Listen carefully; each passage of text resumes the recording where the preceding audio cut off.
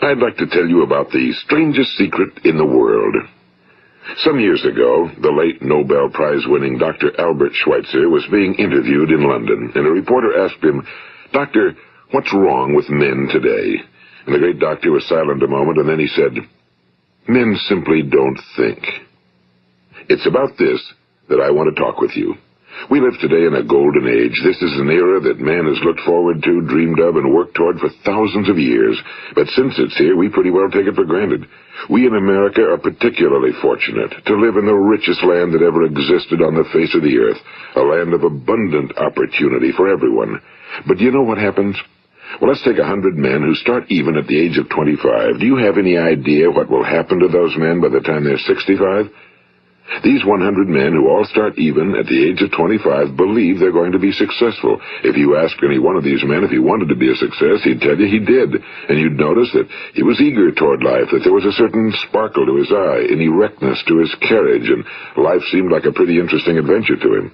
But by the time they're 65, 1 will be rich. 4 will be financially independent. 5 will still be working. 54 will be broke. Now think a moment. Out of the 100, only 5 make the grade. Now why do so many fail? What has happened to the sparkle that was there when they were 25? What's become of the dreams, the hopes, the plans? And why is there such a large disparity between what these men intended to do and what they actually accomplished? When we say about 5% achieve success, we have to define success. And here's the best definition I've ever been able to find. Success is the progressive realization of a worthy ideal. If a man is working toward a predetermined goal and knows where he's going, that man is a success. If he's not doing that, he's a failure. Success is the progressive realization of a worthy ideal. Rollo May, the distinguished psychiatrist, wrote a wonderful book called Man's Search for Himself. And in this book he says, the opposite of courage in our society is not cowardice.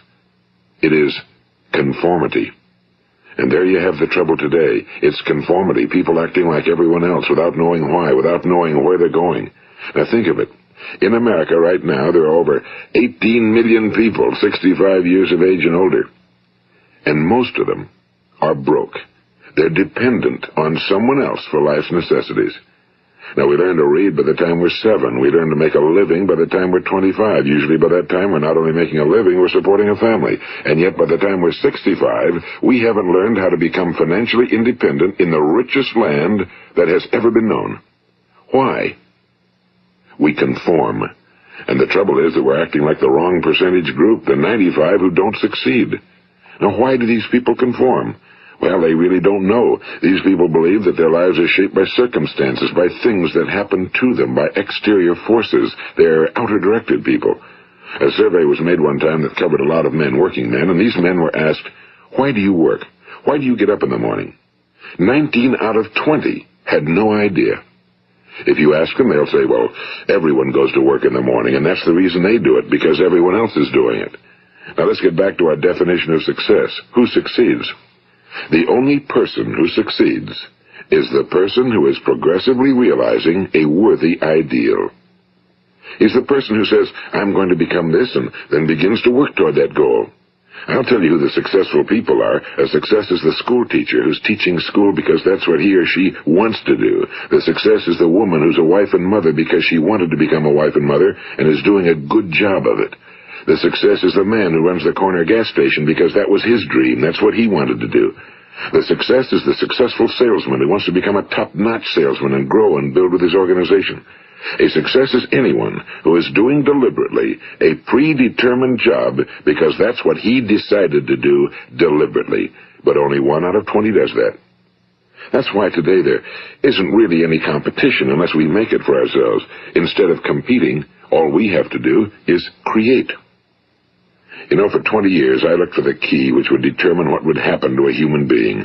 Was there a key I wanted to know which would make the future a promise that we could foretell to a large extent? Was there a key that would guarantee a person's becoming successful if he only knew about it and knew how to use it? Well, there is such a key, and I've found it.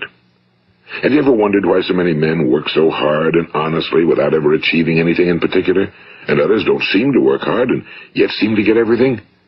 They seem to have the magic touch. You've heard them say that about someone. Everything he touches turns to gold. And have you ever noticed that a man who becomes successful tends to continue to become successful? And on the other hand, have you noticed how a man who's a failure tends to continue to fail? Well, it's because of goals. Some of us have goals, some don't. People with goals succeed because they know where they're going. It's that simple. Think of a ship leaving a harbor, and think of it with the complete voyage mapped out and planned. The captain and crew know exactly where it's going and how long it'll take. It has a definite goal. Now, 9,999 times out of 10,000, it will get to where it started out to get. Now let's take another ship, just like the first, only let's not put a crew on it or a captain at the helm. Let's give it no aiming point, no goal, no destination. We just start the engines and let it go. I think you'll agree with me that if it gets out of the harbor at all, it will either sink or wind up on some deserted beach, a derelict. It can't go anyplace because it has no destination and no guidance, and it's the same with a human being. Take the salesman, for example. There's no other person in the world today with the future of a good salesman. Selling is the world's highest paid profession, if we're good at it, and if we know where we're going. Every company needs top-notch salesmen, and they reward those men. The sky's the limit for them. But how many can you find? Someone once said the human race is fixed, not to prevent the strong from winning, but to prevent the weak from losing. The American economy today can be likened to a convoy in time of war. The entire economy is slowed down to protect its weakest link, just as the convoy had to go at the speed that would permit its slowest vessel to remain in formation. That's why it's so easy to make a living today. It takes no particular brains or talent to make a living and support a family today. So we have a plateau of so-called security, if that's what a person's looking for. But we do have to decide how high above this plateau we want to aim. Now let's get back to the strangest secret in the world, the story that I wanted to tell you today. Why do men with goals succeed in life and men without them fail? Well, let me tell you something which, if you really understand it, will alter your life immediately. If you understand completely what I'm going to tell you from this moment on, your life will never be the same again. You will suddenly find that good luck just seems to be attracted to you. The things you want just seem to fall in line, and from now on you won't have the problems, the worries, the gnawing lump of anxiety that perhaps you've experienced before. Doubt, fear, well, they'll be things of the past. Here's the key to success and the key to failure. We become what we think about. Now let me say that again. We become what we think about. Throughout all history, the great wise men and teachers, philosophers and prophets have disagreed with one another on many different things. It's only on this one point that they are in complete and unanimous agreement. Listen to what Marcus Aurelius, the great Roman emperor, said. A man's life is what his thoughts make of it. Disraeli said this. Everything comes if a man will only wait. I've brought myself by long meditation to the conviction that a human being with a settled purpose must accomplish it, and that nothing can resist a will that will stake even existence for its fulfillment. Ralph Waldo Emerson said this, a man is what he thinks about all day long. William James said, the greatest discovery of my generation is that human beings can alter their lives by altering their attitudes of mind. And he also said, we need only in cold blood act as if the thing in question were real, and it will become infallibly real by growing into such a connection with our life that it will become real. It will become so knit with habit and emotion that our interest in it will be those which characterize belief. And he also said, if you only care enough for a result, you will almost certainly attain it. If you wish to be rich, you will be rich. If you wish to be learned, you will be learned. If you wish to be good, you will be good. Only you must then really wish these things and wish them exclusively, and not wish at the same time 100 other incompatible things just as strongly. In the Bible, you read in Mark 9:23, if thou canst believe, all things are possible to him that believeth. My old friend Dr. Norman Vincent Peale put it this way, this is one of the greatest laws in the universe. Fervently do I wish I had discovered it as a very young man. It dawned upon me much later in life, and I found it to be one of the greatest, if not my greatest discovery outside of my relationship to God. The great law, briefly and simply stated, is that if you think in negative terms, you will get negative results. If you think in positive terms, you will achieve positive results. That is the simple fact, he went on to say, which is at the basis of an astonishing law of prosperity and success. In 3 words, believe and succeed.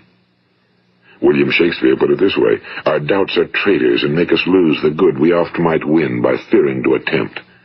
George Bernard Shaw said, people are always blaming their circumstances for what they are. I don't believe in circumstances. The people who get on in this world are the people who get up and look for the circumstances they want, and if they can't find them, make them. Well, it's pretty apparent, isn't it? And every person who discovered this for a while believed that he was the first one to work it out. We become what we think about. Now, it stands to reason that a person who's thinking about a concrete and worthwhile goal is going to reach it, because that's what he's thinking about, and we become what we think about. Conversely, the man who has no goal, who doesn't know where he's going, and whose thoughts must therefore be thoughts of confusion and anxiety and fear and worry, becomes what he thinks about. His life becomes one of frustration and fear and anxiety and worry. And if he thinks about nothing, he becomes nothing. Now, how does it work? Why do we become what we think about? Well, I'll tell you how it works as far as we know. Now, to do this, I want to tell you about a situation that parallels the human mind. Suppose a farmer has some land, and it's good fertile land. Now, the land gives the farmer a choice. He may plant in that land whatever he chooses. The land doesn't care. It's up to the farmer to make the decision. Now, remember, we're comparing the human mind with the land because the mind, like the land, doesn't care what you plant in it. It will return what you plant, but it doesn't care what you plant.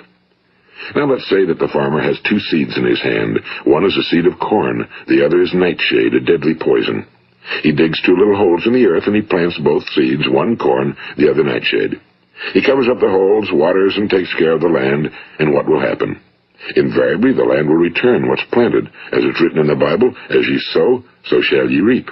Now remember, the land doesn't care. It'll return poison in just as wonderful abundance as it will corn. So up come the 2 plants, one corn, one poison. Now, the human mind is far more fertile, far more incredible and mysterious than the land, but it works the same way. It doesn't care what we plant. Success, failure. A concrete, worthwhile goal, or confusion. Misunderstanding, fear, anxiety, and so on.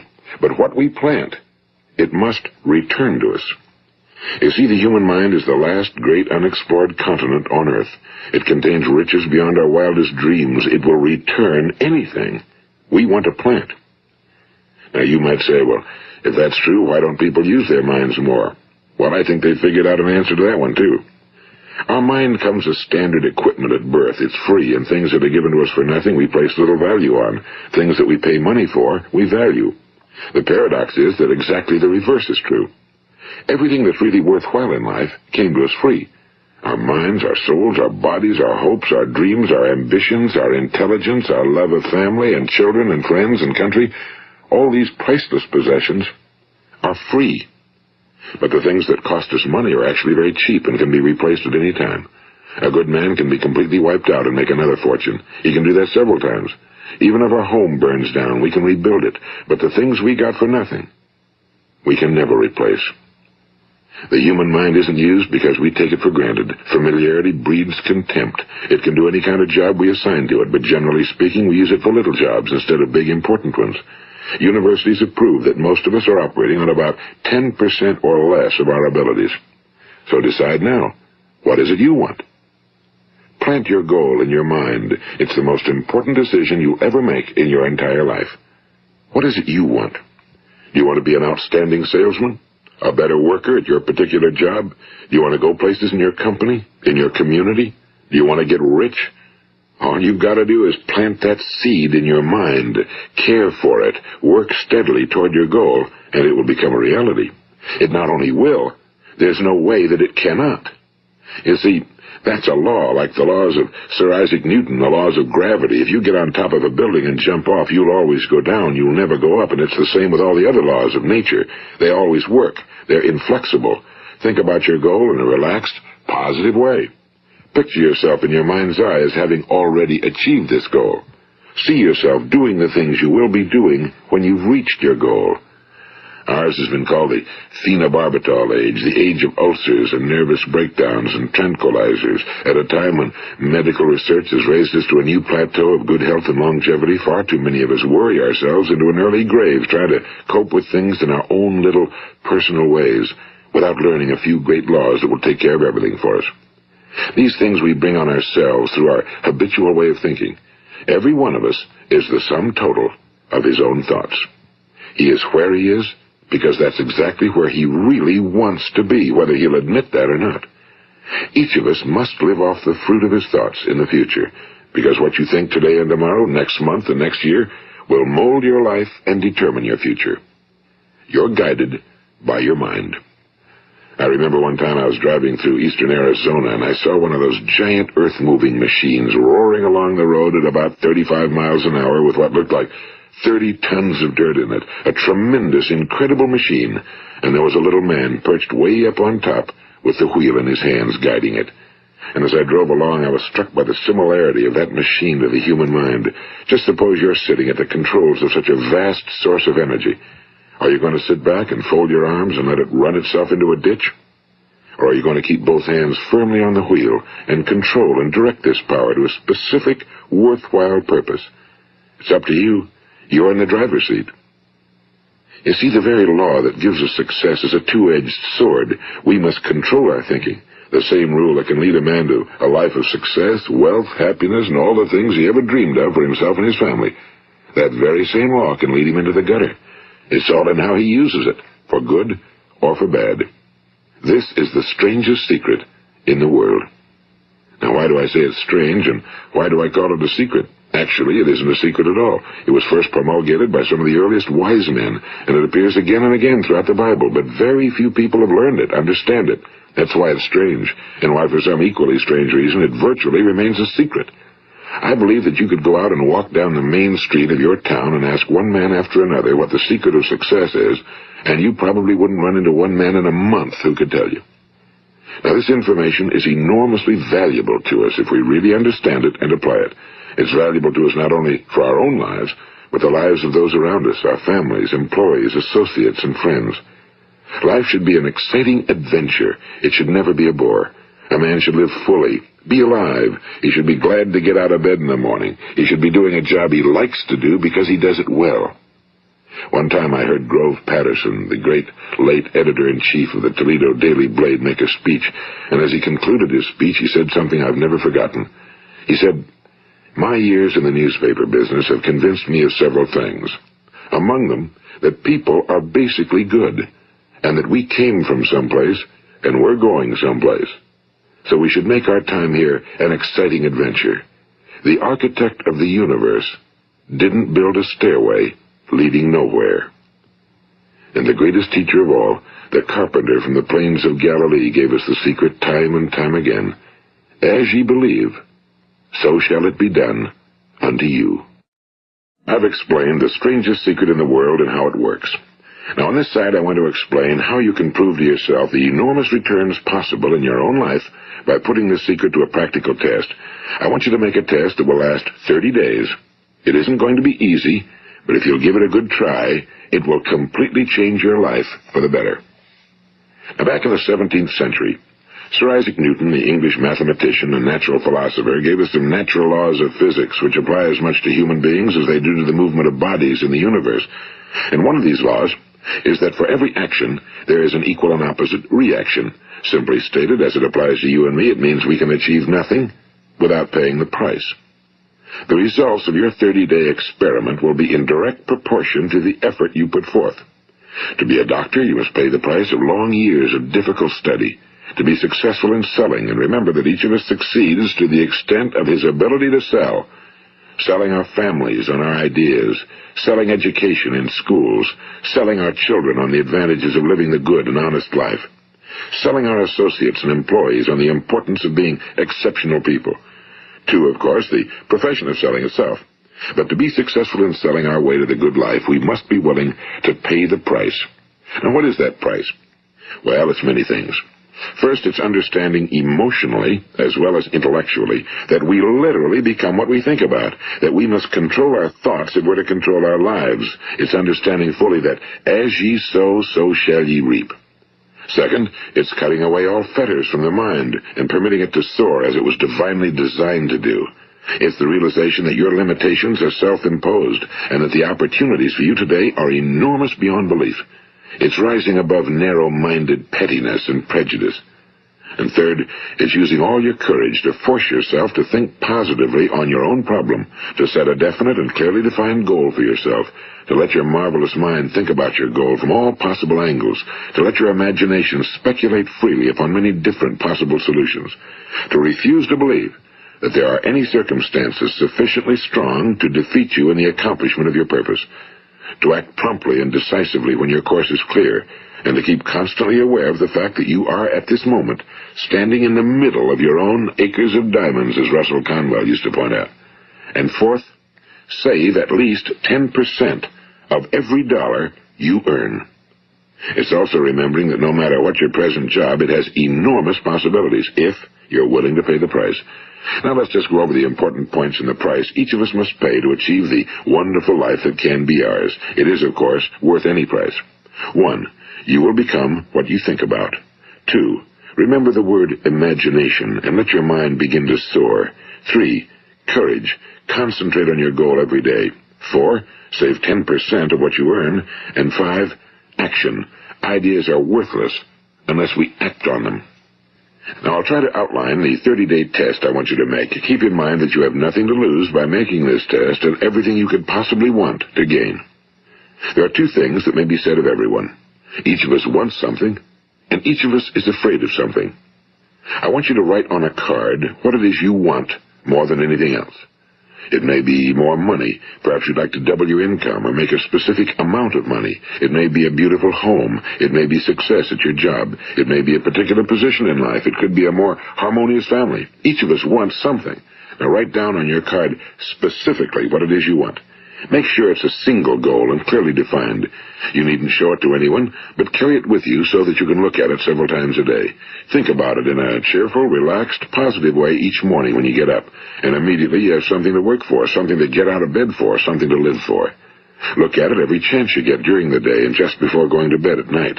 And as you look at it, remember that you must become what you think about, and since you're thinking about your goal, you realize that soon it will be yours. In fact, it's yours really the moment you write it down and begin to think about it. Look at the abundance all around you as you go about your daily business. You have as much right to this abundance as any other living creature. It's yours for the asking. Now we come to the difficult part. Difficult because it means the formation of what is probably a brand new habit, and new habits are not easily formed. Once formed, however, it will follow you for the rest of your life. Stop thinking about what it is you fear. Each time a fearful or negative thought comes into your consciousness, replace it with a mental picture of your positive and worthwhile goal. And there'll come times when you'll feel like giving up. It's easier for a human being to think negatively than positively. That's why only 5% are successful. You must begin now to place yourself in that group.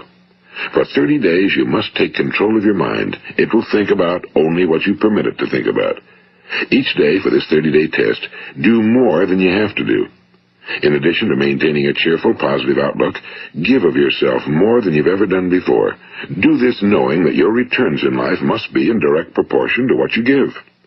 The moment you decide on a goal to work toward, you're immediately a successful person. You are then in that rare and successful category of people who know where they're going. Out of every 100 people, you belong to the top 5. Don't concern yourself too much with how you're going to achieve your goal. Leave that completely to a power greater than yourself. All you have to do is know where you're going. The answers will come to you of their own accord and at the right time.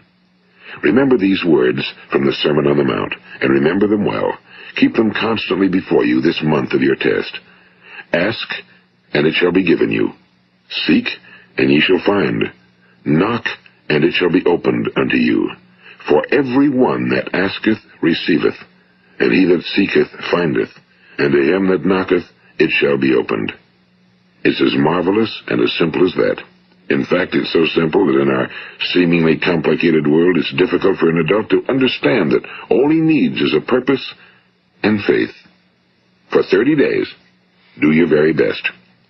If you're a salesman, go at it as you've never done before, not in a hectic fashion, but with the calm, cheerful assurance that time well spent will give you the abundance in return you deserve and want. If you're a homemaker, devote your 30-day test to completely giving of yourself without thinking about receiving anything in return, and you'll be amazed at the difference it makes in your life. No matter what your job, do it as you've never done it before for 30 days. And if you've kept your goal before you every day, you'll wonder and marvel at this new life you've found. Dorothea Brand, the outstanding editor and writer, discovered it for herself and tells about it in her fine book, Wake Up and Live. Her entire philosophy is reduced to the words, act as though it were impossible to fail.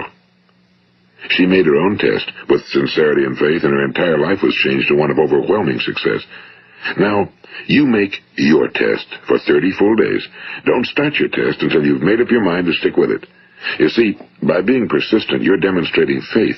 Persistence is simply another word for faith. If you didn't have faith, you'd never persist. If you should fail during your first 30 days, by that I mean suddenly find yourself overwhelmed by negative thoughts, you've got to start over again from that point and go 30 more days. Gradually, your new habit will form until you find yourself one of that wonderful minority to whom virtually nothing is impossible. And don't forget the card. It's vitally important as you begin this new way of living. On one side of the card, write your goal, whatever it may be. On the other side, write the words we've quoted from the Sermon on the Mount. Ask, and it shall be given you. Seek, and ye shall find. Knock, and it shall be opened unto you. Nothing great was ever accomplished without inspiration. See that during these crucial first 30 days, your own inspiration is kept at a peak. And above all, don't worry. Worry brings fear, and fear is crippling. The only thing that can cause you to worry during your test is trying to do it all yourself. Know that all you have to do is hold your goal before you. Everything else will take care of itself. Remember also to keep calm and cheerful. Don't let petty things annoy you and get you off course.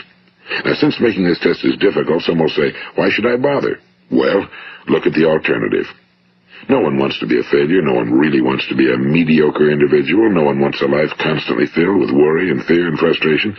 Therefore, remember that you must reap that which you sow. If you sow negative thoughts, your life will be filled with negative things.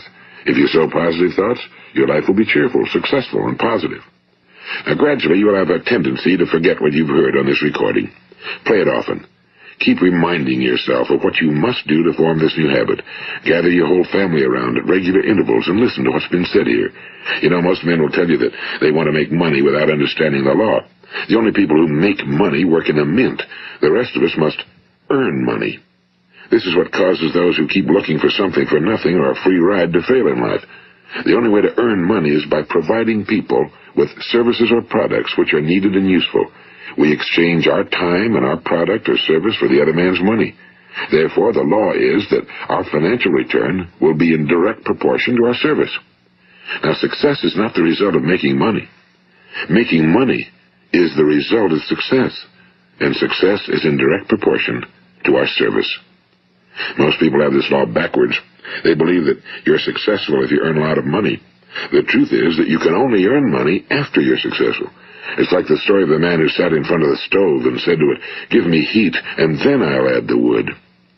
How many men and women do you know, or do you suppose there are today, who take the same attitude toward life? There are millions. We've got to put the fuel in before we can expect heat. Likewise, we've got to be of service first before we can expect money. Don't concern yourself with the money. Be of service. Build, work, dream, create. Do this and you'll find there's no limit to the prosperity and abundance that will come to you.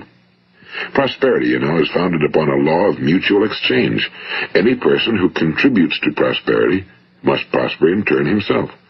Sometimes the return will not come from those you serve, but it must come to you from someplace, because that's the law. For every action, there is an equal and opposite reaction.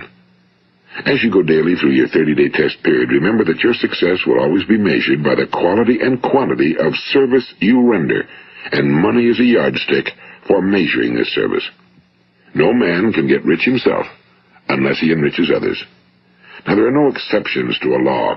You can drive down any street in America and from your car estimate the service that's being rendered by the people living on that street. Had you ever thought of this yardstick before? It's interesting. Some, like ministers and priests and other devoted people, measure their returns in the realm of the spiritual, but again, their returns are equal to their service. Once this law is fully understood, any thinking person can tell his own fortune. If he wants more, he must be of more service to those from whom he receives his return. If he wants less, he has only to reduce his service. This is the price you must pay for what you want. If you believe you can enrich yourself by deluding others, you can end only by deluding yourself. It may take some time, but just as surely as you breathe, you'll get back what you put out. Don't ever make the mistake of thinking you can avert this. It's impossible. The prisons and the streets where the lonely walk are filled with people who tried to make new laws just for themselves. We may avoid the laws of man for a while, but there are greater laws that cannot be broken. An outstanding medical doctor recently pointed out 6 steps that will help you realize success. 1. Set yourself a definite goal. 2. Quit running yourself down. 3. Stop thinking of all the reasons why you cannot be successful and instead think of all the reasons why you can. 4. Trace your attitudes back through your childhood and try to discover where you first got the idea you couldn't be successful, if that's the way you've been thinking. 5. Change the image you have of yourself by writing out a description of the person you would like to be. And 6. Act the part of the successful person you have decided to become. The doctor who wrote those words is a noted West Coast psychiatrist, Dr. David Harold Fink. Do what the experts since the dawn of recorded history have told you you must do. Pay the price by becoming the person you want to become. It's not nearly as difficult as living unsuccessfully.